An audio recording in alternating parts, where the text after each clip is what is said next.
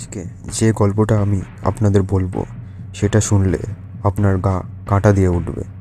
না, এটা কোনো ভৌতিক গল্প না, আবার একেবারে খাঁটি থ্রিলার গল্পও না। এটা এমন একটা ঘটনা যেটা ঘটেছে মানুষের ভেতরে দুর্বলতা, ভুল সিদ্ধান্ত আর সমাজের চাপে। গল্পের নাম 23 ইরাইমুডু, মানে 23টা রাত। আর সেই 23টা রাতে একটা ছেলের জীবন উল্টে গিয়ে শেষ হয়ে যায়। চলুন শুরু করা। গ্রামের ছেলে সাগর।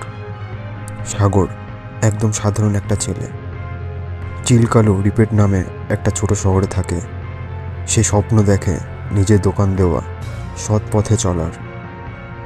ওর ভালোবাসার মেয়ে সুশীলা মনের মতো একজন। সে সব সময় তার পাশে থাকে। ওদের স্বপ্ন একটা ইডলির দোকান, ছোট সংসার, শান্ত জীবন।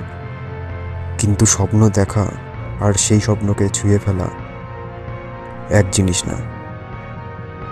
সাগরের বন্ধু দাশু একদিন বলল, ভাই এভাবে কিছু হবে না, একটা কাজ করি, বাসে মাল যাচ্ছে, একটু যদি সাহস দেখায় ভাগ্য ঘুরে যাবে। সাগর প্রথমে বারণ করছিল, কিন্তু টাকার দরকার, জীবনের তাগিদ। কিন্তু শেষে সেই ভুল সিদ্ধান্তটা নিয়েই নিল। রাতটা ছিল অন্ধকার, একটা যাত্রীবাহী বাস। দাশু আর সাগর ঠিক করে একটু ভয় দেখিয়ে সব মাল নিয়ে নেবে। কিন্তু সেই ভয় দেখানো আর আতঙ্ক ছড়ানোর প্ল্যান ভয়াবহ হয়ে যায়। হঠাৎই বাসে আগুন লেগে যায়। আগুন বাড়ে, মানুষ চিৎকার করে, কিন্তু দরজা খুলতে পারে না। 23 জন মানুষ সেই দিন সেই আগুনে পুড়ে মারা যায়। সাগর তো ভাবতেই পারেনি এমন হবে। খবরের কাগজের হেডলাইন, নকশাল হামলায় 23 জনের মৃত্যু। পুলিশ এসে সাগর আর দাশুকে ধরে ফেলে। সাগরের মুখে কোনো কথা নেই।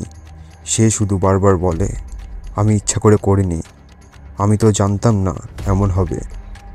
কিন্তু কে শোনে কার কথা? গ্রামের লোকেরাও মুখ ঘুরিয়ে নেয়, বন্ধুরাও দূরে সরে যায়।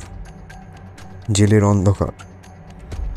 জেলে ঢুকেই সাগর বোঝে সে এখন আর সাধারণ মানুষ না, সে এখন একটা অপরাধী। তার নাম অপরাধী। কেউ শোনে না তার কান্না, কেউ বোঝে না তার ভুলটা অজান্তে হয়েছিল। জেলের দেওয়ালেও এত কথা থাকে। সেই দেওয়ালের ফাঁকে ফাঁকে সাগর ভাবতে শুরু করে, এটাই কি আমার প্রাপ্য ছিল? সাগর জেলের ভেতর কাগজ কলম নিয়ে লিখতে শুরু করে। সে লেখে, আমরা ভুল করি, কিন্তু সেই ভুল যদি না বুঝে, না ক্ষমা চায়, তাহলে মানুষ আর মানুষ থাকে না। তার লেখা একদিন ছড়িয়ে পড়ে, আর একজন সমাজকর্মী তার কথা শুনে বলে, এই ছেলে খারাপ না, ভুল করেছে, কিন্তু সেটা বুঝেছে। কয়েক বছর পর সাগর বেরিয়ে আসে জেল থেকে। সুশীলা তার প্রেমিক অপেক্ষা করছিল তার জন্য।